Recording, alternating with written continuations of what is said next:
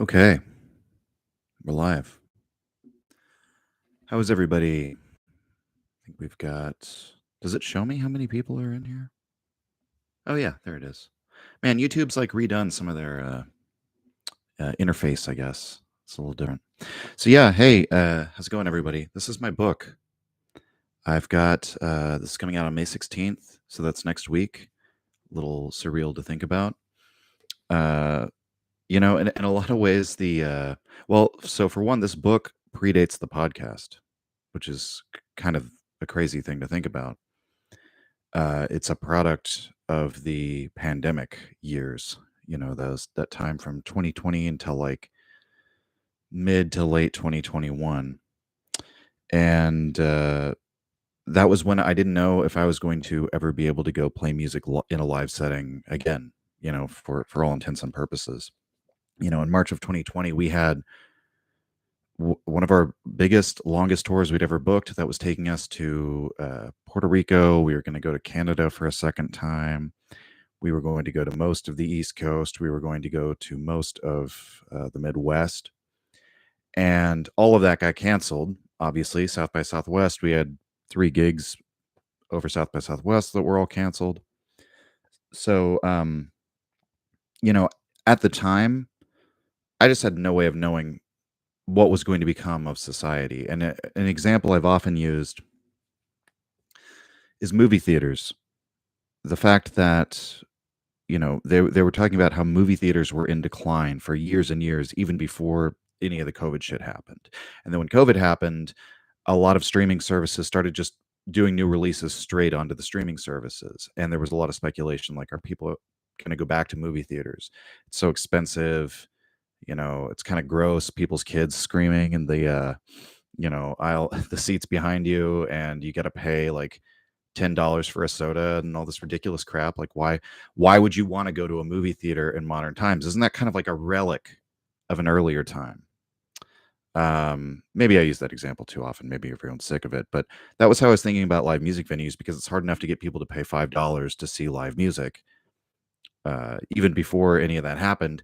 And so a lot of us musicians, when we were seeing all these bars close, I mean, we lost a lot of even iconic places in Austin that closed. And it's not like, the pandemic like closed them, or the lockdowns closed them, or whatever. A lot of the time, the profit margin is razor thin in Austin, Texas, running a club, due to the property taxes and just the overhead. It's a real struggle for people to run small business here. And so it was like the thing that pushed them over the edge, and just nobody knew. Anyway, so this is all a way of saying that during that time, I started writing, because I wanted to, I'd been touring the country for 7 years at that point. I had all of these crazy experiences and memories. I'm not crazy, like, I don't know. I don't want to ever give people the impression that it's like, sex, drugs, and rock and roll, because it's really not. The touring musician's lifestyle is actually a lot of drudgery.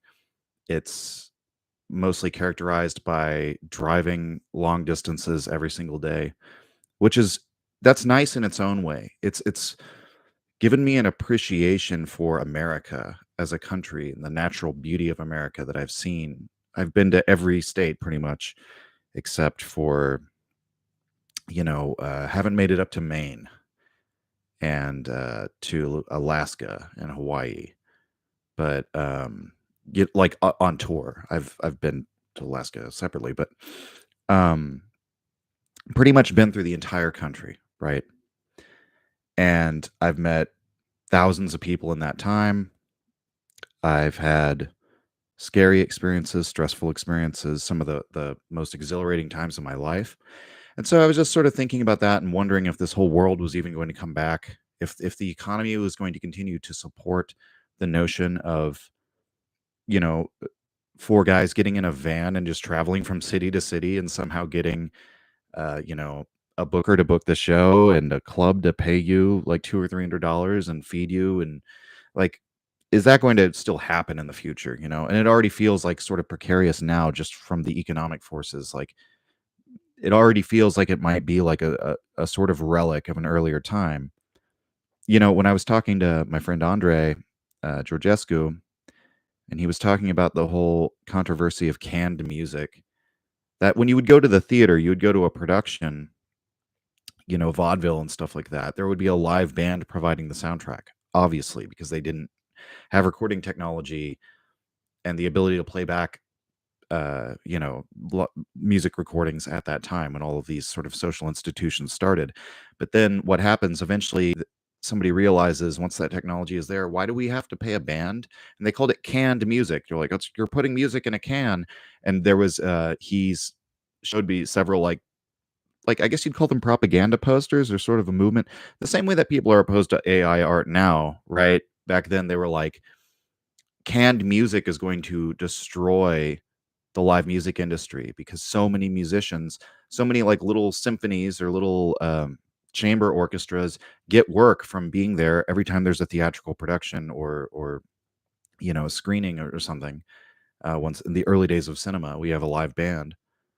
Once that goes away, because it obviously makes more sense from the standpoint of the guy managing the theater and trying to make a profit on that. It makes way more sense to have canned music than to play live music, right? And so, I mean, when you think about it, it's like the whole reason why live music originally existed is because you didn't have canned music. Is kind of another way to put it. So, that's a lot of that could just be my cynicism, my pessimism, but I'm always expecting like, when is this all going to go away? And people are just going to decide I'd rather just listen to recordings and not go to live music. Because, on the other hand, well, you could say, well, no, Keegan, there's so many amazing experiences at live music. It's a whole, it's this whole beautiful, exciting world that if people are not into it, they should try it out. And I wholeheartedly agree, but like, I don't, this is my get off your lawn energy coming out, but have you seen kids these days? They're not living as much in the real world as they are digitally. So that's the thing. Even though, so this book, that comes out of that really specific moment, but it's kind of a thought that's always on my head of like, when is this social institution going to go the way of the buffalo, as all social institutions do?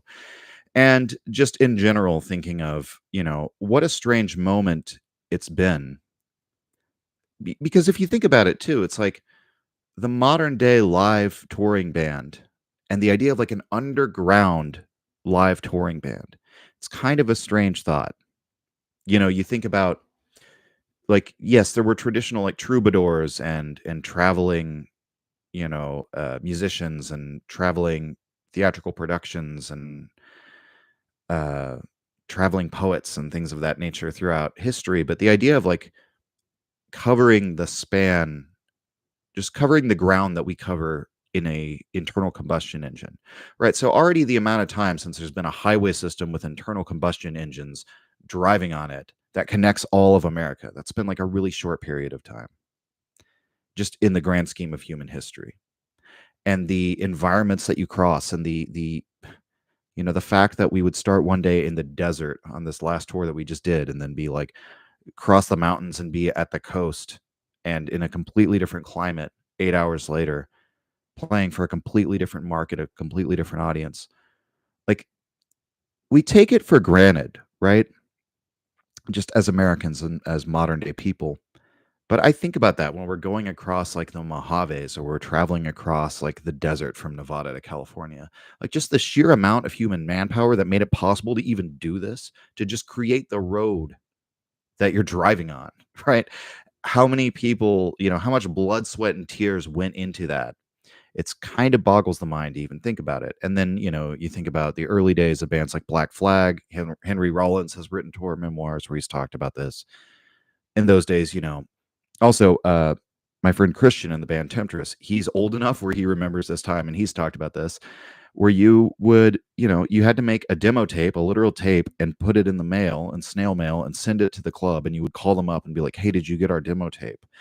We really want you to book us. And you would get your physical roadmap because nobody had a GPS and drive out to these clubs. And, sometimes you find yourself in a city you've never been in on a payphone at the gas station, calling the club being like, wait, how do we get there? We can't find it. That to me is all crazy. The bands that sort of like pioneered this and didn't have the technology available to us that we have now, that I've pretty much had on every tour we've done. So all of that in my head, I was sort of thinking about, people like, Thucydides. I don't want to compare myself to Thucydides, and I'm not saying that I documented anything on the level of the importance of what he documented. It's more just like his attitude when Thucydides was writing was not to treat all of these things around him that he might have just thought of as commonplace, or like, this is not even, we shouldn't even bother writing about this. Who cares? Everyone knows how everything I just said about, like, okay, there's a time where traveling bands got in a car and drove on the highway system and like played shows every single night in different states of this like vast country, this bigger than Europe. And that's all commonplace to us. But will it be in 100 years or 200 years? Will that still be a thing that people did? Um, I have no idea. And I looked at it from that angle of, I'm writing for posterity. I'm writing for eternity, right? Let me just put down my experiences having done this. And in a way, it's actually kind of to the benefit of the story that we were never some huge band that, you know, because there's less hardship when you have a tour bus. Those tour buses, they pull up to a venue, they never turn off their fucking engine because it's actually cheaper to just keep the thing idling than to start it up again. And the band plays, and then they get in, and they all have like beds in there, and they sleep while they drive to the next destination overnight. And then their driver sleeps during the day, and then the band gets to enjoy the city like in the day and sort of get there early for a sound check and all that. We never had that. We had to do all the driving ourselves. Sometimes we drove overnight too. And we can, we have a bed that's built in the back of the van, and we're able to trade off drivers, so it's not terribly dangerous. We've also almost always had some sober member of the group um, who's able to be the designated driver at the end of the show and things like that. But so I'm glad I never had that. I'm glad I never had those advantages. I'm glad that I basically had what I was writing about was 7 years of doing something financially stupid and actually very I don't know. I don't want to call it hardship or privation or anything, because these are also like the best years of my life. Like I'm not complaining about it, right? Far from it. I'm so happy I've gotten the privilege of doing this. It really is a privilege. But it's like, it's not pretty. It is stressful. It is it's a dirty life in many ways. You sleep on people's floors and things like that. And you have to trust strangers, and you have to sort of, I don't know, you have to be okay with things that with a certain amount of uncertainty at times that in the normal course of life you can't really be okay with. And so this book is about probably the pinnacle of that experience in my life when we did our tour of Europe, which was very different from the rest of touring America, because we did have a driver then, because you're going through all these foreign countries and you really want to have somebody from Europe driving you. And you know, we trusted people from a record label, and record label is a strong word to use with the people that we got into bed with, but you're essentially trusting people that you met online from a foreign country. You say, yeah, fly over here and we'll get you hotels, and you can stay at some of our houses when you come through the towns when we live in, and we're going to book you a tour and get you all this merchandise and all of that. you know effectively, you are just trusting people you met on the internet. Now granted, hopefully they have some like pedigree, they've released some other bands, you can talk to some other people who've worked with them. But ultimately, you're in a foreign country, you don't speak the language, you just sort of like it's like being a little kid almost, where you're like, okay, we have this one person who's from the record label who's here to like sort of babysit us and show us around and make sure we get from the right to the right place at the right time. And without this person, we would be completely lost. We don't speak the language, we don't really have much money. So that's how it was. That tour was, we played some of the best shows we've ever played. Dresden, Stockholm, where else? Copenhagen, a small town in Italy, northern Italy called Belluno. We had a lot of okay shows. Some shows were absolutely fucking terrible. And the whole tour was like way more stressful and just fucked up in every way than it needed to be because the label didn't know what they were doing. We didn't make any money. And uh, in many ways, it was like the high point of our whole existence. And in other ways, it was like completely pointless and didn't lead to anything. It was exhilarating and disappointing at the same time.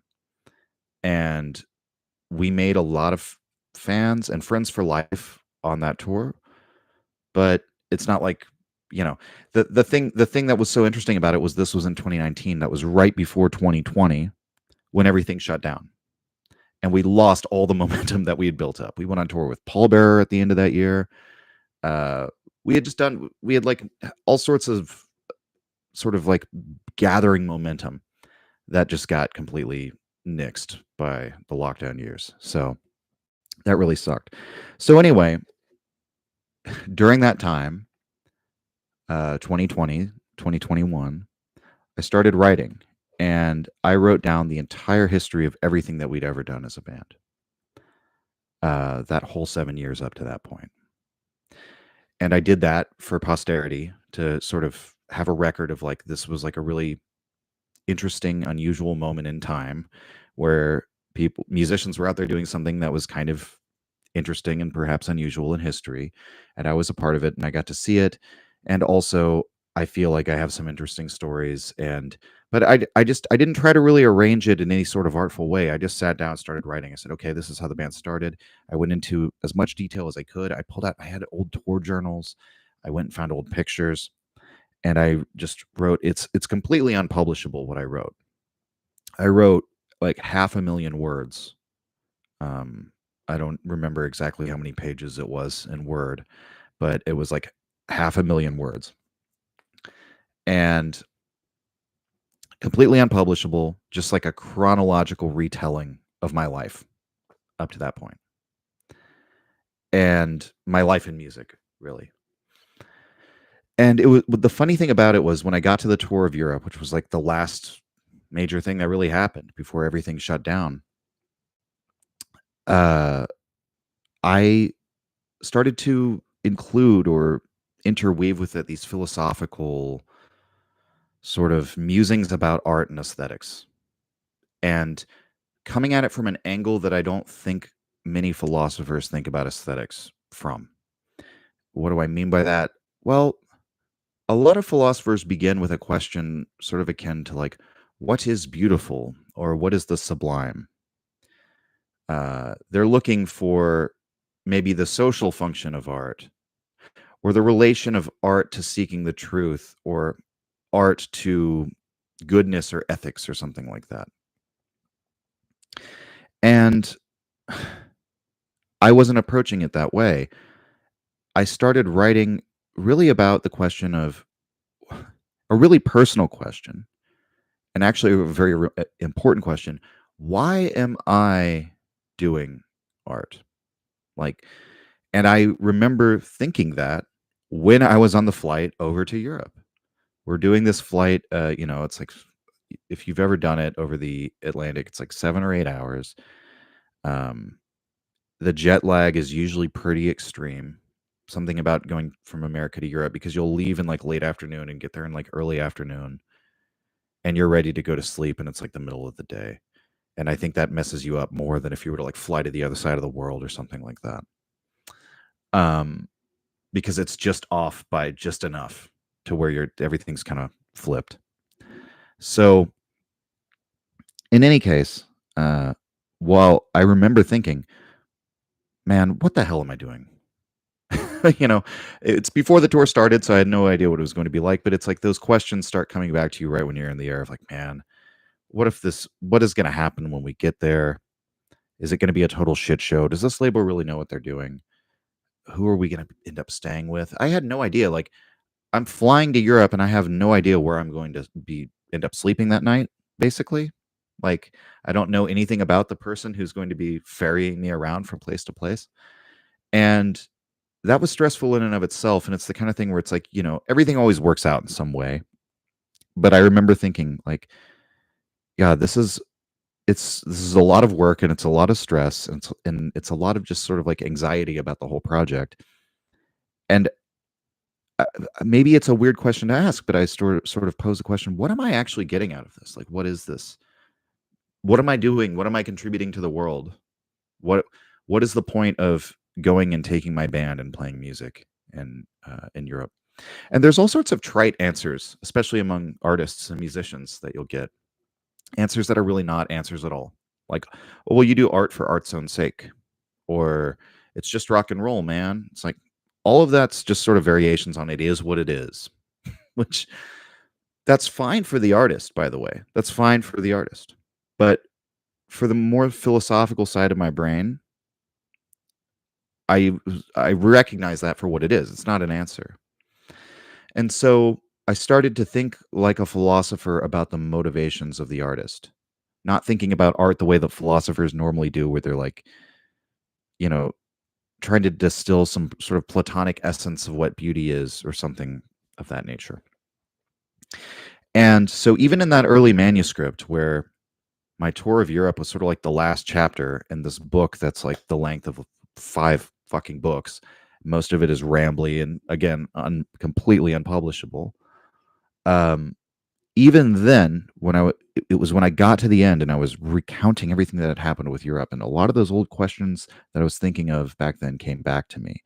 And I went and I found my old notebook where I had been reading, because I always bring a bag of books with me and philosophy books, and am sort of talking about those on or writing about those and reading those when I'm on tour. And this time, that played into it. Aesthetics, art, because I had brought some of the dialogues of Plato, and that's a big topic in Plato's dialogues.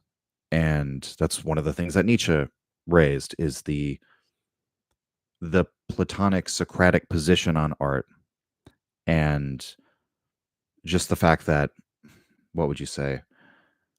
Oftentimes that was seen as sort of like a side point that a lot of modern people didn't understand, right? That all the poets need to get banished from the republic, and we're going to censor music according to, you know, your station in society. And Nietzsche zeroes in on that, right? The anti-artistic element of Socrates to Nietzsche is one of the most important things about Socrates. So that was actually very helpful too, my background in Nietzsche. I also brought along Schopenhauer's Will and Representation. I actually talk about it uh, in the book. I think in the sample chapter I'm about to read to you, how I had a terrible time reading that book, like when I brought it with me in Europe. And I think it was because there were a lot of days that were kind of depressing, and Schopenhauer can just sort of. It's not even the subject matter; it's just how dour Schopenhauer is. Old dour Schopenhauer. Um, he can kind of exacerbate that state of mind, and he's not. A lot of his essays, his aphorisms, wisdom of life, and a lot of his other works outside of World as Will and Representation are actually kind of fun to read. Schopenhauer can have a pretty witty and engaging style, but not in World as Will and Representation. And I also remember thinking about how heavy that goddamn book was. That in my book bag, that's like digging into my shoulder, and I'm like, man, if I just hadn't brought this fucking book by Schopenhauer, I wouldn't have all this pain in my in my neck. So, in any case, Schopenhauer talks about aesthetics. He's got a whole theory of aesthetics, and Nietzsche disagrees with Schopenhauer, but he's also influenced by him in many ways. So, in any case, all of those questions were on my mind. And after writing this sort of monstrous manuscript, the most compelling part, and the part that I thought was the most interesting, and the part that I wanted to spend, I was like, I should take some part of this and embellish it and make it into a proper book. Flesh out all the details, write it more in scenes in the style of a narrative rather than just, and this happened, and this happened, and this happened. And I'd already had these sort of aesthetic considerations about what is art, what am I doing as an artist. Take those and polish them, make them into an actual philosophical argument, so to speak. So that's what I did. I was sort of, I guess my inspiration was Persig, this book, actually, Zen and the Art of Motorcycle Maintenance. Everyone talks trash about that book. Most people who talk trash about it have never read it. But whatever you think of that, it provided an excellent blueprint for me because I was able to um, justify to myself the idea of like telling this personal autobiographical narrative and intercutting that with philosophy, essentially. And so I wrote it, or I basically took that part and I edited it, and then I worked on it pretty much for the next 3 or 4 years. Um, and I tried to get it published. Actually, I submitted it to a couple indie publishers, and I either didn't get a response. I almost got there with one of them, but it ultimately was voted down. um, and I sort of like put it on the shelf and didn't think about it. And then after that, I started the Nietzsche podcast. Like, yeah, I guess it would have been something like 2 years after I'd written the book, or 2.5 years. That's around when I started the podcast, and I tried submitting it for publication around that time. Didn't really get anywhere. And it was last year when I realized, like, I actually have an audience with this. Maybe I can get this thing published just on the basis of the podcast, and it worked. And I have no shame in saying that. Like, it was basically the publishers were looking at it from the angle of like, oh, this guy is a podcast audience. Maybe people will buy the book for that. And that's fine. Like, I just wanted to get it published. I don't care, right? I'm just happy that it's in print. So with all that being said, hold on a second. Somebody's like calling me cringe, so I'm just gonna like hide him in the channel, saying we're all cringe in the eyes of God. What are you doing, dude? Come on. This is not this isn't that kind of thing. We're not here to debate. We're not here to proselytize. We're here to enjoy life and philosophy. Okay, so I'm now going to read you a sample chapter from The Ritual Madness of Rock and Roll, which is my upcoming book. Again, May 16th on Black Rose Writing. I should have like dropped a link into the description. I guess I'll put a link in the description when this live video goes on to the when it's on my like feed and my list of videos. Okay, so this is going to be chapter 4 when my band is going to Genoa. It's the first time I'd ever met Davide, who is our driver. He just comes to Genoa to pick us up. And we played a show like the previous night in Bologna, and we're just going to play that night in Genoa. And I thought this chapter, it's like chapter 4, it's like right at the beginning of our journey through Europe. It has a good mix of like the autobiographical narrative and philosophy. So without further ado, I'm going to read from the chapter. Chapter 4, Genoa. The road to Genoa was mountainous and winding. We passed through small towns, through tunnels carved into the ranges, through wooded hills and clouds of mist. After a couple of hours, it started raining. I generally find mountain drives to be beautiful, but they are also somewhat nerve-wracking, especially when you're on a 2-lane highway and the roads are slick. I looked down at the cliffside that was only a short distance and a flimsy bit of metal railing away. Driving in the rain reminded me of the accident, the worst car accident I'd ever had. I was going 80 miles per hour on I-10 on my way from Houston to Austin in heavy rain, and my front passenger side tire blew out. I spiraled across the 2 lanes and crashed into the median. I avoided being struck head-on by the traffic behind me by mere seconds. The accident felt like so long ago, but it had left its mark on me. We hadn't spent any substantial amount of time on the road with Davide yet. I had no idea how safe the vehicle would be in a collision, or how likely such an event would be. Given the blasé driving of most Italians and the fact that any wreck on this road would surely send us tumbling down the side of a cliff, I decided that any accident would be lethal. I shoved down the anxious thoughts and buried them somewhere in the pit of my stomach. I turned my focus to the trees and crags. I studied the little stone-built hovels on the mountainsides, always with those red terracotta roof tiles. I wondered how a human being could even make it up to some of those houses, but sure enough, occasionally I would spot a little figure on the mountainside, attending to their precariously planted vineyard or garden. Some other houses looked as if no human had dwelt there for some time. Some were nothing more than ruins. I watched the focused expression in Davide's eyes in the rearview mirror. He seemed patient and serious. We remained at the speed of about 100 kilometers per hour, or around 60 miles per hour. This was something of a maximum uphill speed for the van, weighted down with all the gear and 9 passengers. I leaned my face against the foggy window. I was suddenly deathly tired in the middle of the day. It would have been perfect if sleeping in this vehicle were a possibility. It didn't seem likely. I purposefully shut my eyes and tried to relax my neck muscles, but relaxation didn't find me. I gave up and rifled through my book bag, looking for the dialogues of Plato once more. I returned to the passage in Ion and started scribbling again. Divine madness.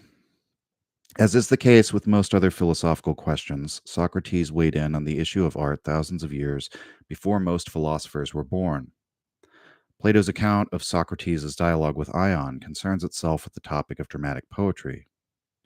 In this dialogue, Socrates gives his most important discourse on art, and particularly on the relationship between dramatic poetry and art. It is also the shortest Socratic dialogue. Why is it the shortest? Because art is something problematic and undesirable to Socrates. He would like to dispense with it as promptly as possible. We philosophers tend to like Socrates, the avatar of philosophy. He is unshakable in his devotion to logic. He stands for skepticism and rational inquiry, and against dogmatism and mystical thinking. He is the first true philosopher and is the advocate for reason par excellence. We should pay close attention to how this ancient philosopher regarded art, because it reveals something about ourselves. Socrates remains a perennial influence on modern scientific thought.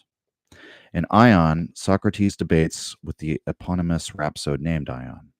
A rhapsode is a profession for which we have no modern equivalent. In ancient Greece, the rhapsode performed poetry, but this profession was distinct from that of the poet, the person who wrote the poetry. The rhapsode was not himself the poet, but the orator who dramatized the poetic verses. To understand Ion's role as rhapsode, we may characterize him as a sort of narrator and actor rolled into one. Modern day performers that are similar to rhapsodes are the performing musician, the actor in a musical, or perhaps even a politician dramatizing a speech that someone else wrote. All these modern figures perform some form of expression that is similar in some respects to the rhapsode, but not in others. Again, there is probably nothing analogous to it in our society. Rhapsodes conveyed the dramatic narratives through verse and stirred the audience to a state of emotionality. Ion says that Homer is his favorite poet and praises Homer above all the others. Homer was oft acknowledged, as the greatest among the Greek poets and dramatists, having given us the most monumental works of Hellenic Greece. Socrates is therefore somewhat radical in that he is more than willing to criticize Homer, both in the dialogue with Ion as well as in the famous work The Republic.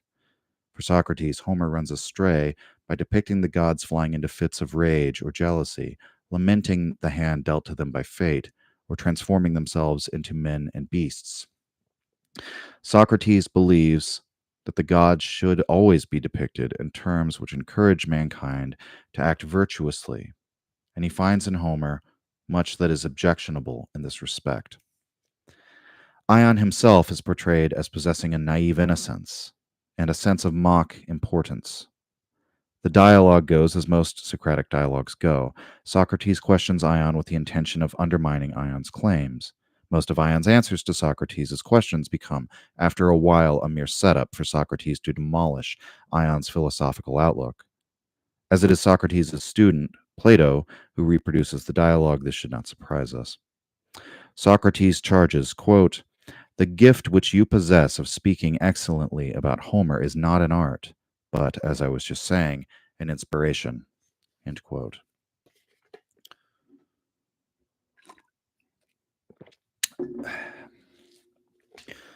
Back to the text. Central to Socrates' criticism of Ion is the argument that Ion doesn't practice an art at all. Socrates says that the reciter of dramatic poetry is nothing more than a conduit for divine inspiration. The muses are the source of this divine inspiration, or possession, another name by which Socrates calls it. The muses are intercessors between a whole world of divine forces and the world of mankind. According to Socrates, it is the muses who are responsible for all poetry. As Socrates says that poetry and reciting poetry is not an art, we should consider what he does count among the arts. Socrates lists architecture, fishing, sculpting, driving horses, and so on. Architecture or sculpture would obviously be included in the modern understanding of the word art, but fishing and driving horses would typically not be. As such, Socrates is using the term art in a different way than we would in the modern parlance. Thus, we should keep in mind that when Socrates says that Ion does not practice an art, what Socrates means by art is what we would call a craft. He means a technique or series of techniques that can be learned and taught.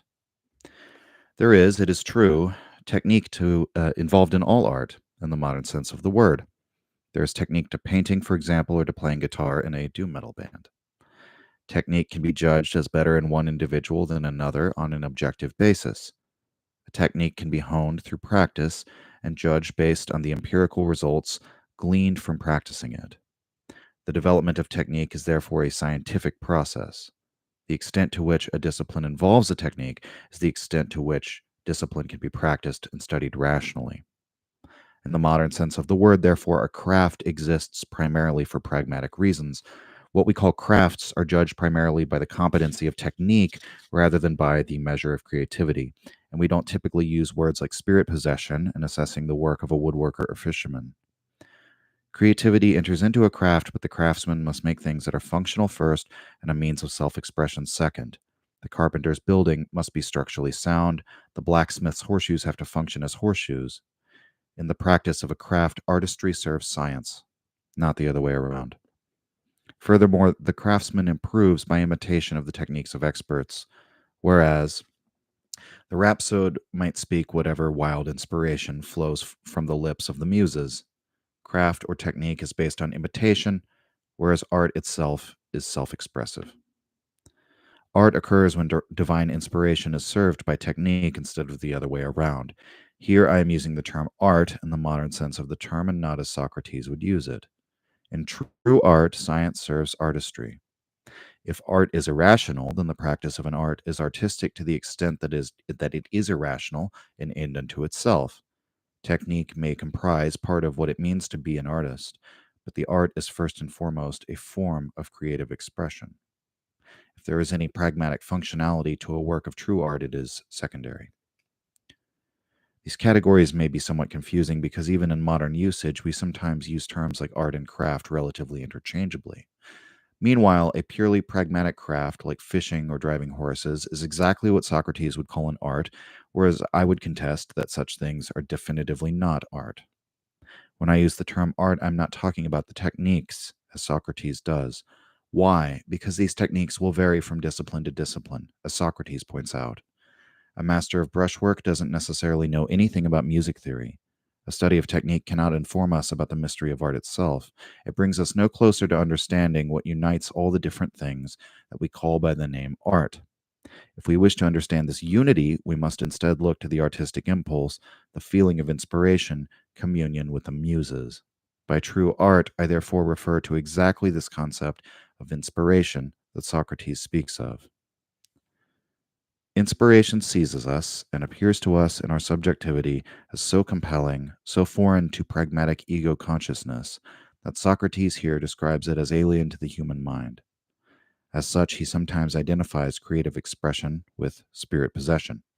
Socrates argues, quote, all good poets, epic as well as lyric, compose their beautiful poems not by art, end quote, by technique, quote, but because they are inspired and possessed. And as the Corybantian revelers, when they dance, are not in their right mind, so the lyric poets are not in their right mind when they are composing their beautiful strains. But when falling under the power of music and meter, they are inspired and possessed, like Bacchic maidens who draw milk and honey from the rivers when they are under the influence of Dionysus, but not when they are in their right mind. And the soul of the lyric poet does the same, as they themselves say, for they tell us that they bring songs from honeyed fountains, culling them out of the gardens and dells of the muses. They, like the bees, winging their way from flower to flower. And this is true, for the poet is a light and winged and holy thing, and there is no invention in him until he has been inspired and is out of his senses, and the mind is no longer in him. When he has not attained to this state, he is powerless and unable to utter his oracles. End quote. The best approach to such a passage is not to evaluate the religious claims about the Muses as if it were a claim about an objective phenomenon. Instead, I'm interested in why Socrates would associate the poet with the oracular priest or with the revelers and Bacchic maidens. What is it that they have in common? To Socrates, the inspiration for a poem is a purely irrational thing. The dramatic recitation of the poem is similarly an irrational thing. Poetry is not, therefore, something that can be taught or studied. It is, above all, a state of mind. Socrates calls it not being in your right mind, or going out of one's mind. Socrates describes a state of heightened emotion that he likens to insanity, caused by forces which are outside of the human mind. In the context of the mystery cults driven by Dionysian music, we might call it ritual madness. It is not caused by a human will, but by a deity. This divine or ritual madness is where we find the origin of the creative drive. The creative drive is an experience, a state of mind, a feeling. This places it outside the domains of reason or knowledge. It is akin to a religious experience. It is associated with a loss of self identity or the perception that the inspiration is coming from outside of oneself. Socrates makes the analogies he does because of this loss of self identity associated with the Bacchic rituals. Through dance and drunkenness, the Greeks who participated in the mystery cults lost their identification with the ego consciousness. These rituals occurred under the influence of wine and hallucinogenic mushrooms. Many who take large doses of psychedelics report vivid religious experiences, including the experience termed ego death. Even in some sects of Christianity today, such as the Pentecostal Church, there are living examples of ecstatic religious practices. People scream, dance, gyrate, speak in tongues, handle poisonous snakes. The normal feelings and behaviors of the individual are interrupted and are thought to be seized by divine forces. Religion is the nearest analogy that Socrates has for the creative drive that underlies all art, and it is through religion that he explains the divine inspiration behind art. In modern terms, we might consider the idea of a stroke of genius. Genius comes to us from a word once used for spirits, and the word genie derives from the same etymological root. Genius is something immaterial, something that seizes us like a spirit. This is the term that Schopenhauer used to describe the source of all artistic inspiration, and which Nietzsche later adopted himself as a description of the artistic and philosophical process. This is how we understand artistic talent even today when we call someone a prodigy or say that someone is naturally gifted. When we speak of artistic genius, we're speaking in terms that presuppose something incomprehensible about those of great artistic talent. Importantly, there is a sense in which a stroke of genius is not you. Genius is not learned, not controlled by the conscious intellect. It comes forth unexpectedly, takes hold of the artist, does its work, then departs. We allow for this concept in our language, which is to say, it exists within our collective thinking. Socrates' description of the true nature of the creative arts, as generated by divine madness, are the same grounds for the Socratic attack on art. Socrates does not approve of counting dramatic poetry among the useful crafts, which are by their nature practical, respectable, and valuable. He expresses a low opinion of Ion as a person and asserts how unimpressive Ion is as a mere tool of the gods. Ion has achieved nothing of his own merit. Socrates is the natural enemy of inspiration because he himself was famously unartistic. Friedrich Nietzsche writes in The Birth of Tragedy that this is because Socrates was a despotic logician. He argues that Socrates could only really comprehend that which was knowable, discussable, provable. As the mystagogue of science, his outlook was strictly theoretic. After all, after Socrates was condemned to death by the people of Athens, he had the feeling of having a neglected duty with respect to art. Nietzsche, quote, as he tells his friends in prison, there often came to him one and the same dream apparition, which always said the same thing to him. Socrates practiced music. Up to his last days, he comforts himself with the view that his philosophizing is the highest of the muses, and he finds it hard to believe that a deity should remind him of the common, popular music. Finally, in prison, in order that he may thoroughly unburden his conscience, he does consent to practice this music for which he has but little respect, and in this mood, he writes a prelude to Apollo and turns a few Aesopian fables into verse. It was his Apollonian insight that, like a barbaric king, He did not understand the noble image of a god and was in danger of sinning against a deity through his lack of understanding. The voice of the Socratic dream vision is the only sign of any misgivings about the limits of logic. End quote. Nietzsche references Apollo here because Apollo is both the god of dreams and the god of the plastic arts. In The Birth of Tragedy, Nietzsche holds Apollo in contrast to Dionysus, the god of ritual madness, wine, and music. These two apparently opposite deities, Nietzsche argues, equally nourish the artistic spirit of the ancient Greeks. The Apollonian impulse is how Nietzsche designates the will to represent one's self image and his image of the world. The Apollonian stands for self creation, for self reflection, for the contemplation of one's place in the world through art. Dionysian ritual, meanwhile, was the means by which the Greeks' animal impulses could be discharged. Through ritual, wine, dance, and music, the suffering individual was annihilated and returned to the primordial unity. Nietzsche argues in his first book that these twin artistic impulses, while seemingly opposed, enhance one another. Their union in Greek art speaks to the complete, healthy spirit of the Greeks. If the notion of Dionysian ritual seems strange, this sort of thing was not unique to Athens. There were similar rites in the ancient festival of Sacaea. Historians of the Middle Ages have documented the as yet unexplained St. Vitus's dance, a series of incidents in which groups of people, sometimes whole villages, were stricken by the sudden and unexplained need to dance. Some danced for days or even weeks, wrecking their bodies in the process. A few died from exhaustion. Sometimes bands were assembled to perform music with the intention of actually assisting in the dancing, under the hypothesis that the urge to dance would burn itself out, so to speak. I suppose the thinking was that they just needed to get it out of their system, and the music might help speed the process. Sometimes it worked, sometimes it didn't. The result was that these bouts of dancing, sorry, let me do that sentence again. The result was that these bouts of dancing madness sometimes culminated in wild, village-wide dance parties. These incidents occurred all over Europe, sometimes decades or centuries apart. They eventually ceased with as little apparent cause as when they inexplicably began. The malady was attributed to St. Vitus as his curse. That was the best explanation they could muster. The modern world has never seen such a thing, or have we? Is this what I've witnessed at metal shows? It is for this feeling that the doom band St. Vitus was named, and the music venue in Brooklyn, New York. The loss of self-consciousness is not a good thing in the Socratic view, since self-knowledge is required for virtue. To Socrates, who sought the truth in order to do the good, the dictum know thyself was paramount. The Socratic school scorned the Dionysian. Socrates' admirer, the playwright Euripides, tried to remove the Dionysian elements from the Greek drama, and Nietzsche argues that Euripides artistically represented the view that the individual can be confined, quote, within a limited sphere of solvable problems, end quote. This was the dramatic manifestation of Socratic philosophy. At best, then, dramatic poetry is worthless, and at worst, it is dangerous. Years later, when Socrates is dying, he is nevertheless visited by dream visions commanding him to compose poetic verses, and he does so. Even Socrates, a candidate for the most unartistic type of man, had an artistic streak that he had to satisfy before death. A god demanded it. From these passages in Ion and in the Apology, we can draw a few conclusions about Socrates. First, Socrates had great respect for the technical skill that an artist develops.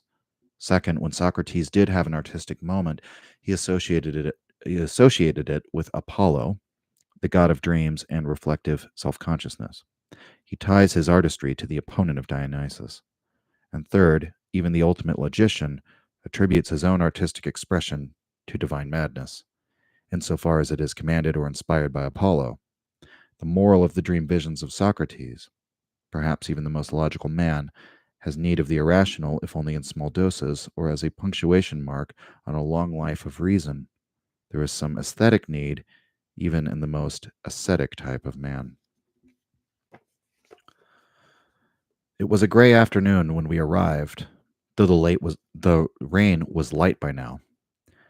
The roadways in Genoa didn't make any sense to my eyes, as is often the case in cities that have been continuously inhabited for centuries. Genoa is ancient. As a coastal city, it was once a nexus of trade. It was built upon over and over again in fits and starts.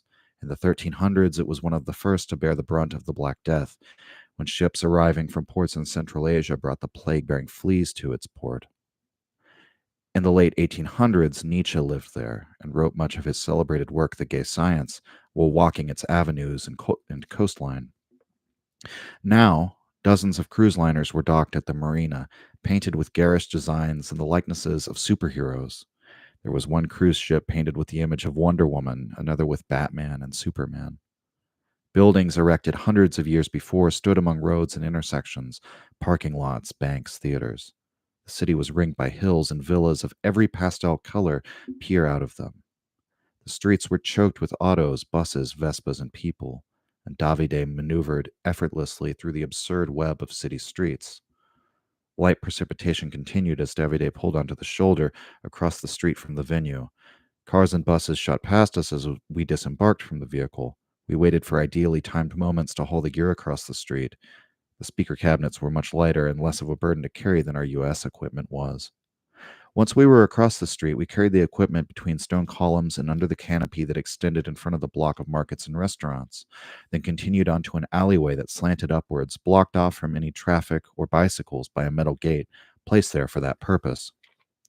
After this, it was about 30 yards uphill on the damp cobblestone that paved the narrow alleyway until the destination, indicated by a little sign jutting out from the left, Lucrezia Social Bar. From there, we entered the tiny barroom, which was on the ground level, could fit maybe 20 people at the most. From there, we entered the tiny barroom, which was on the ground level, could fit maybe 20 people at the most. One then took an immediate right down the stairs that snaked into a basement venue beneath the bar. The stage there was tiny, set into a little nook. The walls were stone. The cell service was non existent. It was like being in a cave. Arduous as the loading process was, with 9 pairs of hands between us, we quickly brought everything inside. Unlike the night before, we had several hours to ourselves before the show was set to begin. Maybe I could actually take in something of the city. Nick and I left in search of a bancomat and used his phone to calculate a walking path. It was only 5 minutes or so on foot. The rain mostly abated by the time we reached the machine and withdrew our money, both interested in the novelty of the foreign notes, but hastening to tuck them away somewhere safe. A short distance away, there was a little fair or festival going on down by the docks. There were white tents everywhere, food trailers, music, and pop up restaurants and bars. We walked onto the grounds, and several children intersected our path, running over to some sort of carnival game. Families and couples thronged everywhere. The smell of fried seafood was thick in the air. The boardwalk extended far into the water. The overcast sky had permitted a bit of the sunset to peek through, cascading orange light across the gentle ripples and waves, though the light was now steadily being swallowed up by dusk. From the boardwalk, we had a panoramic view of the city, the Mediterranean, the docks, the historic architecture, the green hilltops with its villas, still wreathed by caresses of mist. On our return journey, we took notice of one of the boats docked at the marina. It was quite literally a 2-story house. It was rectangular and minimal without any architectural flourishes and floated atop the water. It was complete with a tiny astroturf lawn and even flowers in the windowsill. What's the point of that? I said, pointing to it. There's no way it sails. Probably not, Nick agreed. I suppose if you wanted to live in a houseboat. Surely you'd get seasick on the second floor, I speculated.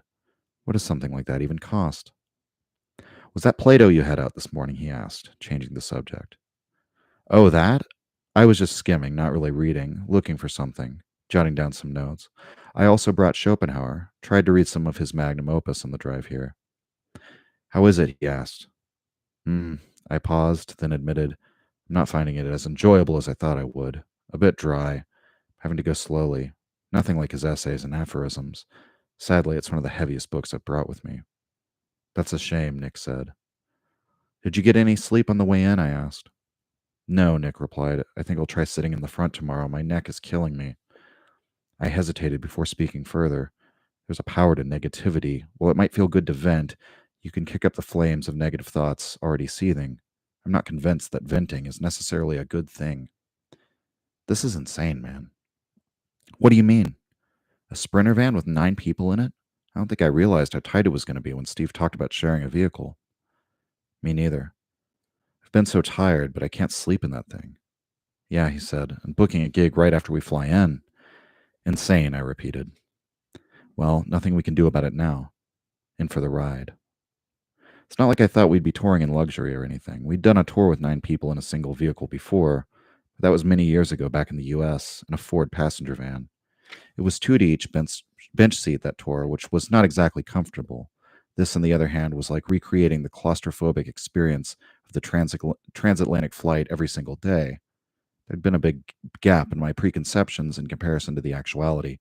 Perhaps it was my fault. I hadn't pressed enough, asked enough questions. Whatever. Just a rough start, I said to myself. This is barely the beginning. Things will get better. We'll end it there. So yeah, there's a little sample for you. You can see it's kind of goes back and forth between what happened on the tour and philosophical speculation or musing or whatever, whatever you want to call it.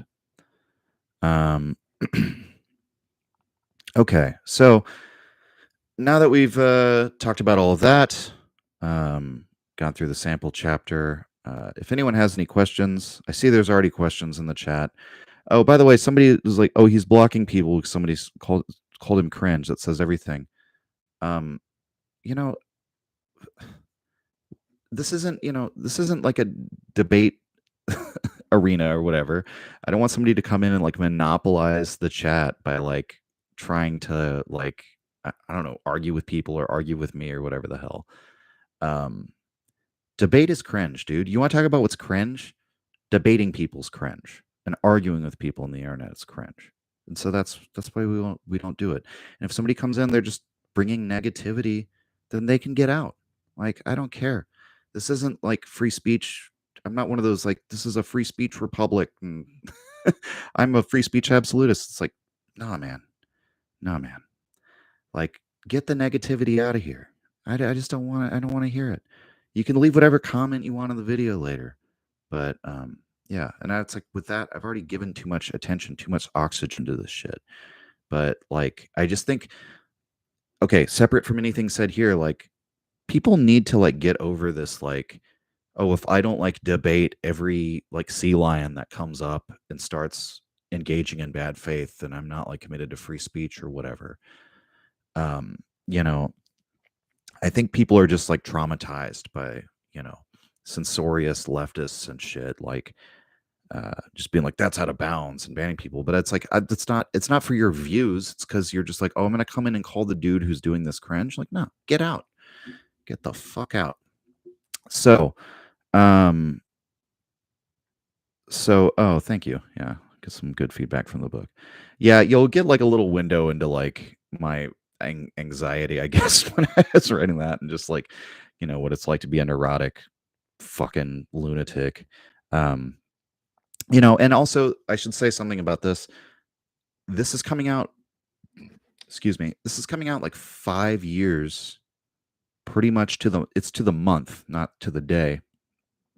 It'll be coming out like 6 days or something and 5 years after the events of the book.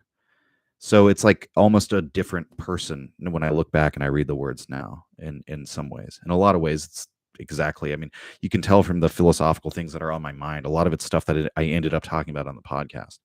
So, yeah, a lot of it is the same me, but, think about your own self and your own personality 5 years ago. As you get older and older, it kind of slows down how the rate at which your personality is going to change. But it's kind of wild to me to think about, 5 years ago, all the experiences and things that have happened to me in that time and how profoundly I've changed since like the time when I first started writing that. I had completely different ideas politically and completely different ideas, like even philosophically, I've expanded my palette of what I've been interested in. And I've also, you get older and like I had just turned 30 when we went on that tour. So I was kind of like, mindset wise, I was still at the end of my 20s. Now, I'm 35. I'm going to be 36 this year. A lot of the things that I think you're still like have the fumes of your hormonal phase of life at the end of your 20s. Um, somebody asked, do you think it's important to read German philosophers in German? I don't read German, so I actually can't answer that question, man. I know there's a lot of people who would say, excuse me, sorry, I hit the mic, who would say that you should read them in the original language. I don't know. I can't give you any insight on that. I will say this. I know that for myself, having studied, I don't know what I would call it. It's not like having, like, going and looking at the original German and looking at the important terms that, say, Nietzsche uses and understanding the implications of some of those terms in German. I'm not talking about learning the language, but just learning, like, okay, when he's talking about bravery, he's actually saying Tapferkeit, which means lion-hearted. There's like, that's a little one. There's like a little different connotation there. But, uh, you know, I think most English readers could read bravery and they would get the thrust of the passage just fine, right? But there are other times where, you know, Nietzsche is using the language of, we might say, like Untergang, downgoing, right? Uh, which can mean decline and fall. It can also just sort of mean the sun setting in the evening. It's the same word you would use for a ship going down. It definitely has the implication of death and dying and decline, but it's also something that, you know, the sun also sinks naturally in the sky every day, and it's the prelude to the sun rising again. Or, Morgenrot, the red dawn, the rosy fingers of dawn, right?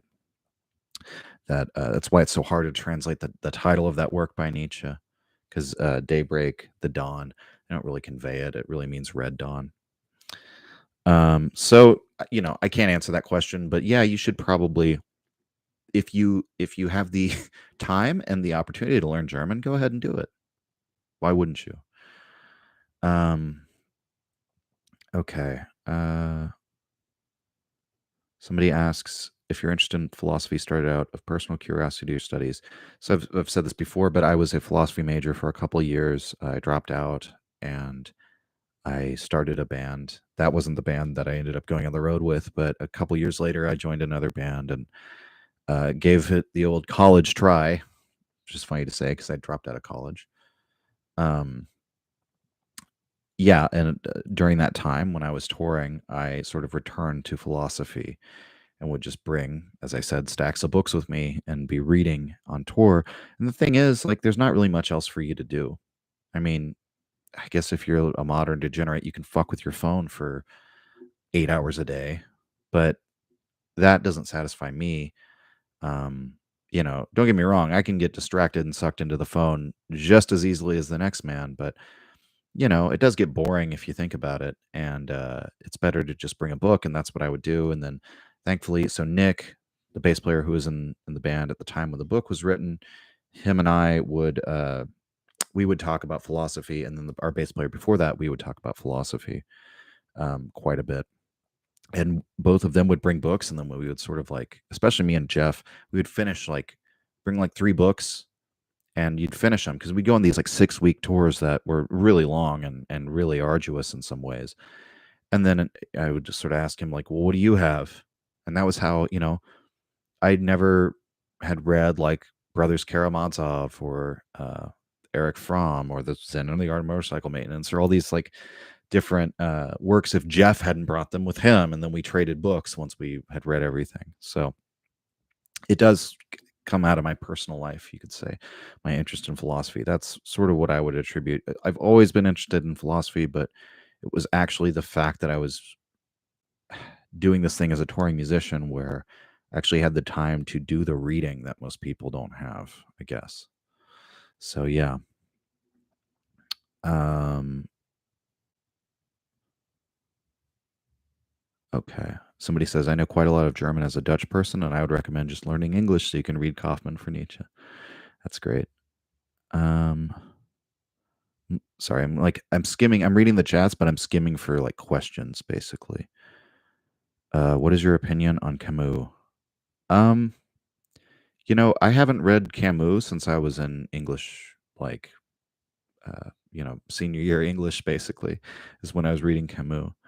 Um, from what I remember, I rather like Camus, but he was never one of my favorites.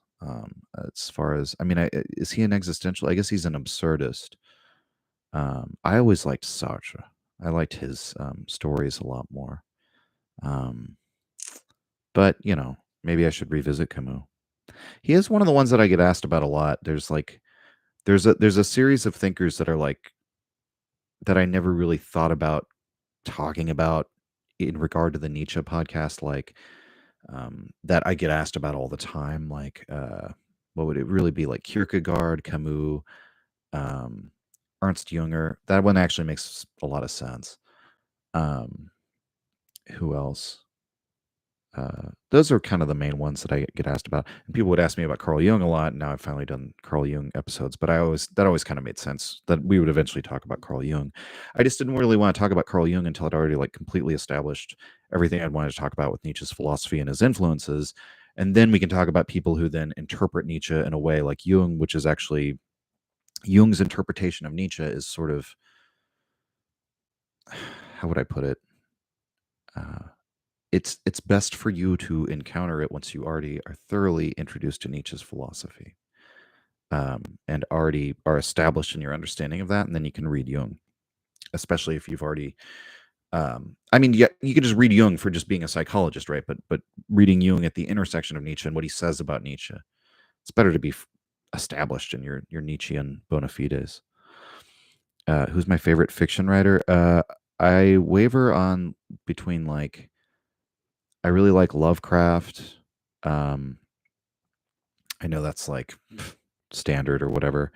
Um, Donna Tartt, The Secret History. I just reread, and it like reminded me of like why I like that book is so seductive.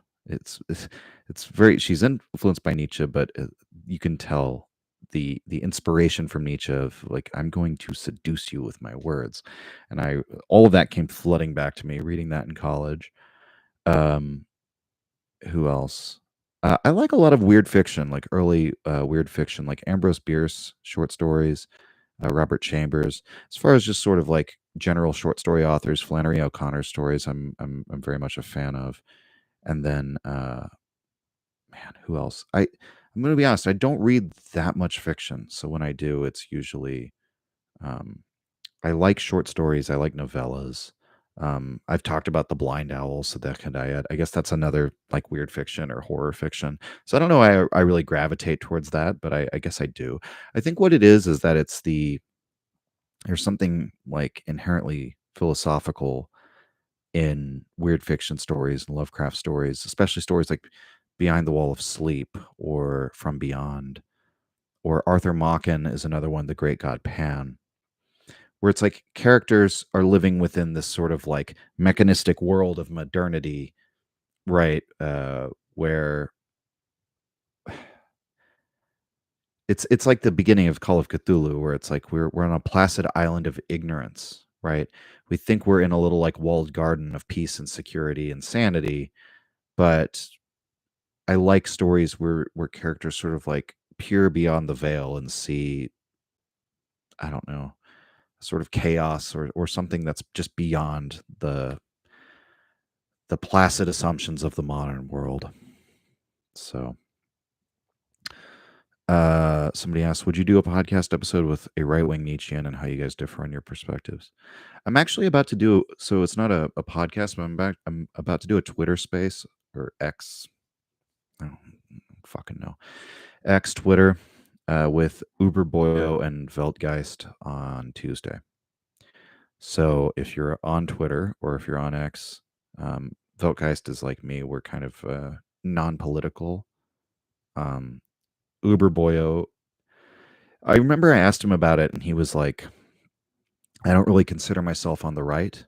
I don't know if that was just sort of the time when I spoke to him, because there's been a lot of what he said recently. He seems to be rather explicitly on the right, or at least the people he's speaking to are on the right, and he's often sort of like, I don't know, counseling them or trying to to give pointers to the right wing, maybe, or help them understand the political situation. Seems like that's like his audience, even if he would say I'm sort of beyond right and left, right? It's the problem with Nietzscheans. We always want to be beyond your simple dichotomy, right? It's just fucking insufferable, isn't it? So pretentious and cringe. But again, it's like who cares about your team? Really? I mean, what does it matter? Is kind of my question. People were some friends of mine were asking me the other day about my position on the Israel Gaza thing, and I'm like, what does it matter what my opinion is? What does seriously show me how it gets to A to B of my opinion affecting anything? And I think is that true with every last political issue on every level, state, local, federal? No, it's not. But, again, then you'd have to cover it issue by issue. I think largely politics is I could say a cope, but I think it's more like masturbatory and libidinal. Um, and I think a lot of people, even people who do have like political commitments or like some like tendency in thought, once you see that most online political discourse is just like libidinal jerking off, um, it kind of turns you off from the whole thing. And even when you kind of like a lot of what you say is like coded one way or signaling something, that's why I think a lot of those people who are more, it's not just Nietzschean, but Nietzsche specifically attracts these kinds of people because he's got kind of an anti-politics in a lot of what he writes about. How the great man, he literally says, the great man must be allowed to stand aside from politics and above it. And he says that he doesn't care about the ordinary political concerns. He has a higher politics. So when you have that kind of inclination, it kind of makes you're less identified with and less just invested in the whole thing. And that's kind of how I am. Maybe that would be if I was really going to talk to some right wingers, like it would be really hard because I'm not very invested. Like if I talk about the difference in our perspective, like I'm not really invested. If somebody were to, um, I mean, yeah, if they were sufficiently forceful and making all sorts of like unqualified statements that I disagreed with, I could probably pick them apart. But also, why? What would be the point? It's more interesting to me to talk about like foundational thinkers of a given political ideology and like understand them on their own terms. Can I hear how you feel about publishing being read and your reasoning for publishment? I am weary of publishing myself. It seems like a very scary thing to me. I was happy with the publisher I found. The main thing that drew me to them was the fact that they weren't just a print house. They didn't ask me for any money. If they ask you for any money, then that's kind of a red flag.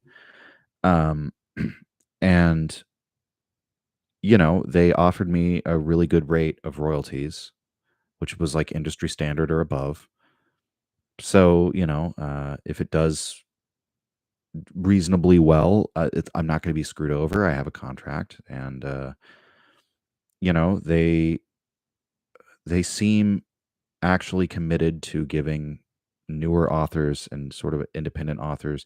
I think they're called like a hybrid because they're very much like an indie publishing house in some ways, but like I've looked up the book and you can get it on, in Walmart and Amazon and Target, like major places. So they got it into those places for me. They've got the marketing behind them and the distribution power, and they were able to print it up. So that was all I wanted. I think I didn't, why be precious about like, oh, I want to absolutely own it and it's all mine. Like you do own it. It is your intellectual property. It's just their publication of it, right? It's I don't know. And versus like self-publishing and no one reads it, you know? Like I don't know. I think the trade-off artists deal with this problem all the time, what you're kind of bringing up, because they all want to like have total artistic creative control and not have anyone have any say in anything or be in any way entangled with anyone else on the business side of things. And that's why most artists like a lot of artists are actually self-sabotaging. They don't even know it. where it's like somebody who's afraid of commitment in a romantic relationship almost, where they would like to, they think they would like to go find someone and settle down and get married, but every time they get into that position, they kind of like, you know, they put an obstacle in their own way and trip over it and say, "Oh no, didn't see that one coming." I think a lot of artists are like that, because what all musicians want is to get signed, but do they? Right? Or would they get scared? Would they get a little cold feet when it's time to sign that contract and a label's you're gonna be on their roster of bands and they have some say because they're giving you a fuckload of money and distributing it to a fuckload of people. You know, I think the sober, realistic way to look at it is that if you're making a work of art that's going to matter in the long term, who cares about what business arrangement you struck to get it printed and get it out there, right? In the moment. You can read about Nietzsche's problems with his publisher. The worst thing is when the publisher actually is in like dereliction of their duty or abeyance of the contract, basically. And Nietzsche's publisher had like failed to print up and actually distribute and promote his work. Thus spoke Zarathustra. It was actually he actually sued his publisher. Nietzsche did successfully and won because he said like, look, we drew up this agreement for them to print my book, which was Nietzsche's novel, his only novel, which is his most important work to him. It's a very interesting thing as well. And they're not printing it. Meanwhile, they were churning out like all these anti-Semitic tracts and German nationalist fucking treatises and copies of like hymnals and prayer books. That was all sort of like jumping Nietzsche in the queue. And it's probably because the publisher was thinking we're going to make a lot more money printing all of these in Germany in the 1900s or the 1800s. But they still had a contract with Nietzsche. He sued them successfully, and he won. He got released from his publisher, and he got some money. Then you look at okay, well then now Nietzsche is going to try and put out a work without the aid of his publisher. He puts out Beyond Good and Evil, and it's like less than 100 copies sold, right? So I guess there's two ways to look at it. You could look at that and say like, well, might as well self-publish it because if it's any good and it makes any sort of impact, it won't matter that I only sold 100 copies during my lifetime because in posterity, now there's more copies of Beyond Good and Evil than we know what to do with. Find them in any used bookstore. But the other side of that coin is, a lot of people self-publish and it's sort of just like a blip gone. Doesn't make any impact at all. So I wanted to give it a fighting chance and give myself a fighting chance of being an author. And if it just completely crashes and burns and it doesn't work out or whatever, I don't have to go do another book with them. Maybe I could try self-publishing at this point. I just, when you self-publish, you put up the cost, right? And you have to do all of your marketing and anything that's distributed. You have to do all that work. And so you have to take on the business angle as an artist. And that's not something any artist should really be doing. You're not in the arts because you're good at business and you have a head for business. It's horrible. I try and I'm booking tours for my new band now. It's horrible. Like writing emails and sending them to people who don't respond to you. Or you have to hi, I am once again reaching out to see if you received my last correspondence. And then they finally get back to you and it's like they answer like half the questions you asked and it's such a shit show. And that's why bands get booking agents, right? And as soon as I'm able to with this new band, I will get a booking agent and stop doing it myself. So that's sort of my attitude is this publisher wants to take that off my plate. They want to do all that for me and they're not asking me for money. They're just going to put up the money to release this book. Sounds great to me. Like that's the best way to give it a fighting chance and not let it be sabotaged by my own lack of expertise in business or my own, the fact that artists are just always, a lot of artists are self-sabotaging. So somebody says, is it worth going to university to study philosophy? What do you mean by worth it? Is it worth it financially? No. Fuck no. You're not going to get a job. Like you might become an adjunct professor if you go through grad school and get a doctorate probably. and then you're in it for life, man. It's like joining the Bloods, you don't get out. It's like joining a cult. Somebody says I like Lovecraft as well. I wonder what his cat is named. Well, we all know that. Somebody says, did you consider self-publishing? Yes, a little bit, but I just talked about that. I'd suggest having a look at T.C. McLuhan, Touch the Earth. I'm guessing this is a fiction recommendation. Yeah. We'll write that down. How do you deal with the inner critic and stress? What? I mean, the inner critic's a good thing, actually, in many ways. You can't deal with you can't banish the inner critic, because the inner critic is actually what keeps you from putting out self-absorbed garbage. And it's funny, in a band dynamic where there's multiple people, sometimes you'll see there's a person whose inner critic is stronger and another person who's this sort of crazy creative inspiration is stronger. Like with Slumbering Sun, it's me and James. And that's actually really useful to have it embodied. It's really useful to have somebody who's absorbed with their inner critic, because then they become the voice of that in the more articulated conscious between multiple conscious agents. You have the articulation of these underlying drives, right? So you need whatever it is, that creative inspiration voice that just says, fuck it, who cares? Just do it. You don't fight the inner critic. You build up and make that voice stronger. So, which is really a risk-taking voice, right? It's really a voice about not being, pardon my language, not being a fucking bitch, right? And being scared of what people will think, and being, oh, this is such an unusual idea, I can't do this. And just don't think about it, just do it. You have to make that a strong voice within you, but you need the inner critic to be equally as strong, because you need to be able to catch it when you're about to do something that's no, your head is up your own ass. You need the voice to tell you that. You absolutely need that. So, yes, deal with the inner critic by having an equally strong voice for, just take the plunge. Just do it. Don't overthink it, right? As a musician, do you have any tips for getting into flow states and maintaining them while doing a whole song or set? If I had tips for it, that doesn't work that way. The Tao that can be followed is not the eternal Tao. That's what I'll say, right?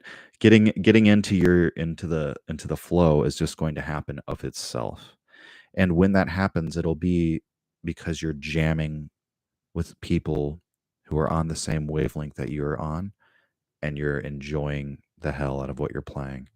And usually it's not actually just jamming. It's not just like freestyles. For some people it is. It can be, if you're really used to those people and you're really sort of in your element with what you're jamming on, the kind of material. But when I'm in a flow state, it's usually something I've practiced a million times. So maybe counterintuitively, your best shot at it is practice. But no one ever wants to hear that.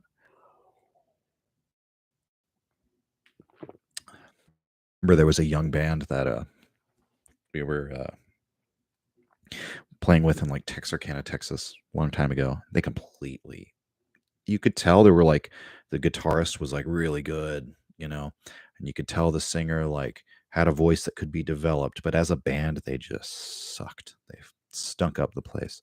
And then we went up there and crushed. And afterwards, one of the guys said, how do you do that? What's your advice to a young band? And I looked him right in the eye and said, practice. I can tell you guys haven't practiced. You just have not practiced that much. And he's like, well, we practice once a week. It's okay, well, then you need to up your amount of practice.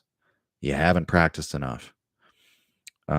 So Touch of the Earth is a compilation of texts and speeches by American Indians giving an insight at their philosophy, beliefs, and accounts of conflicts in culture and battlefield with Europeans. Oh, that sounds interesting. American Indians, huh? And who writes this account? T.C. McLuhan, I'm guessing? I'm just wondering how they got these. What's your take on psychoanalysis? Is it superficial? It's funny because it's that literally psychoanalysts are trying to go beneath the surface and trying to be not superficial. So I don't know. I don't Yeah, I don't know. I have no idea. I like reading some psychoanalysts. I have no idea if like I would just have to know more about the nature of the critique you're making, like what's superficial about it? What are they missing, right? What are they failing to see? Um, do I mean, because I think Freud or Jung are like completely 100% right? No. Um, but I like reading Jung. I feel like Jung is in my top like 5 of authors I've read that have like blown my mind and expanded my consciousness. So is there some overlap between Jung's concept of striving for wholeness and Nietzsche's will to power? Probably. I think Jung would completely disagree. I mean, yeah, in the most superficial sense, right? They're both aimed at like overcoming yourself as you are now. I think the problem is Nietzsche's will to power, right? So Jung striving for what? Wholeness. So there's this goal of you are now a whole, complete individual. Um, I don't think Nietzsche has a conception of that. To the extent he does, it's like the Overman, which he selected. Okay. I'm hoping it didn't like the stream didn't pause. So yeah, live dangerously, sacrifice towards a higher goal than yourself. But Nietzsche doesn't. That's why I've said the Overman is a sort of infinite ideal because it's not a final goal that there's positive, concrete content to. That Nietzsche doesn't say X, Y, Z. This is what the Overman is, and once you reach that, you've reached wholeness in the way that Jung is talking about. The Overman will always be there over man, even if whatever next form mankind evolves into, the minute you say this is the final form and we have attained it and now we're good, that's when you start dying because life is movement, life is growth. The minute you say, okay, stasis, preserve things the way they are now, you have started dying. So life is infinite change and potential and transformation. Will to power that's Nietzsche's conception. So the problem with Jung's conception of wholeness from the will to power angle would probably be that Jung thinks there is some sort of, and maybe, recalling Jung, he does. It's not like Jung would say, and here's an example of like a perfect individual who has reached wholeness and is self actualized and has no more work to do. There's work to do for your whole life, blah, blah, blah. I understand that.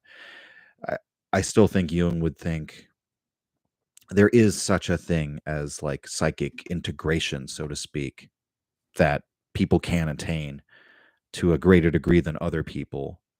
And there is a sort of concrete goal that you're working toward that I think Nietzsche would be a little more skeptical of. And I think Jung, from his aiming at psychological wholeness, would have a problem with will to power. Jung is pro herd, he's pro collective in many ways. That's important to understand. He thinks Nietzsche's like obsession with the individual as the solitary individual cut off from the rest of mankind is kind of a mistake. And I think he would see how will to power expresses that in many ways. And his whole theory, this concept of psychological wholeness, is sort of like rather than Nietzsche's conception of the drives within the self always being in a relationship of tension and conflict and sort of all of them striving to become master, to become the tyrant over the whole thing. Jung's conception would be more like they create a harmonious sort of homeostatic system. So yeah, there's overlap, but they're different ideas. Loved your recent episodes on Jung. Will you be doing more? Yeah, I'm definitely going to talk about psychology and alchemy next season. Do you think that despite Jung's exhortation not to take psychedelics, that he in fact did? Yeah, I think so. Read the red book. Um, it could just be a completely psychologically driven or like of course it's psychologically. You know what I'm saying? It could be completely just like him losing his mind and reintegrating himself creates these experiences, but I really suspect that Jung probably, I think he dabbled. My favorite thing about Freud is that he like bragged about the fact that he was the first clinician to advocate using cocaine. Like you can tell Freud thinks he's like, dude, cocaine's gonna come, it's gonna be a big thing. People are gonna all know that cocaine Like he was like, I'm ahead of this. I'm getting ahead of this. Like cocaine's about to be big, and I was the first one that said you should take it because look at how productive and and sharp it'll make you. And I use it and I wholly endorse it. And it's funny that today now we're like would see that as like it's like criminal, immoral behavior. But people got a lot of things done on uppers historically. This person says, working as a librarian in Switzerland and knowing quite a few booksellers, I'll try my best to recommending your book once it is out. Could you repeat which publisher you're working with? Yeah, they are called Black Rose Writing. I'll just drop a link right into the chat real quick because, like I said, I'm going to edit the video description once this goes up as a like archived video on the channel. But just for right now, here is the link to the book on the publisher's website. Somebody says, can you please explain this quote of Nietzsche? There are no eternal facts as there are no absolute truths. Source. I'm guessing you're quoting from one of his notebooks. That particular rendering you have there, I don't think is quite right. I think you're looking for there are no facts, only interpretations of the facts, or something like that. Maybe not. Maybe there is an actual section as published work that you're referring to, but I would need to see it in context. I mean, just the long and short of it is eternal facts suggest some sort of objective statement about a mind independent reality, independent of any human perspective. And Nietzsche just thinks, from a strictly logical basis, such a statement's not permitted. That you're making a leap when you go there to say this fact is eternal. And people will always then bring up something like, well, is when I touch the stove and it's hot, is that not an eternal fact? And it's just like, well, that whole experience of touching the stove and it's hot is based on an input to your nervous system and a sensation of it that you don't even have any articulation of what such a sensation would be without the mind and nervous system that's experiencing it. Articulating what the senses is independent of the sense organs is quite an absurd and ridiculous task. So I think that's the quickest way to understand what Nietzsche is getting at there. There's no immaculate perception. There's no absolute, mind of God that knows all facts eternally. Facts are something that's necessarily perceived in a perspectival mind. Someone says, have you heard of Eternalized? I have seen that channel. I don't think I've watched anything they put out. Okay. How do you think it changed his worldview, or was he already there? Is somebody asking about, Freud doing cocaine? I don't know. I think it probably, like Stephen King, just gave him the energy to write a bunch. Let's go. Okay. I don't really see too many other questions. Just kind of people chilling in the chat. Okay. Well, I think with that, we're probably going to call it here because we've been going for like an hour and a half. And see, that's the thing, guys. When we just have like everyone's just here to have a good time and chill and talk about philosophy and ask like questions that they're genuinely interested in. I'm sorry I'm going back to this, but like I just feel like so many people don't understand it. It's like when you just want to come in and be like, this is stupid and this guy's cringe and blah, blah, blah.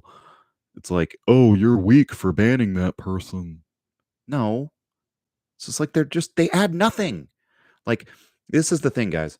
Don't give any oxygen and don't feel any shame about like blocking people, cutting, like just any loser where all they do is just like suck all the air out of the room and add nothing to the conversation. Fuck them. Like, you have no obligation to these people.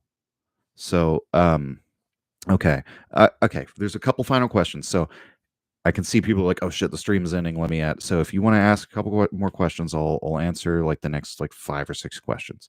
What is your take on dreams? Any you want to share? My take on dreams is that we're gonna do rapid fire. We're gonna do sudden death. My take on dreams is that it's your brain decompiling or defragging information, and that you like. I think it's like a problem solving mechanism that you know if you think about it, like we're a predatory animal that also has things that prey on us. We're in our natural environment. We are a fighting basically creature as hunting, gathering food, controlling our environment. And basically the dream is there to like sort of like run a simulation, you might say. It's like one of the advantages of a conscious mind. It's like run a simulation of this challenge happens, this problem happens, this scary thing happens. When they've done analysis statistically of dreams, the majority are negative.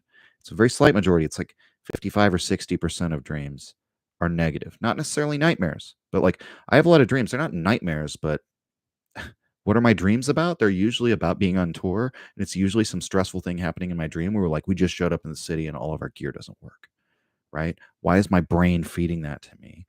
Because it's crunching this simulation over and over again. What if this scenario happens?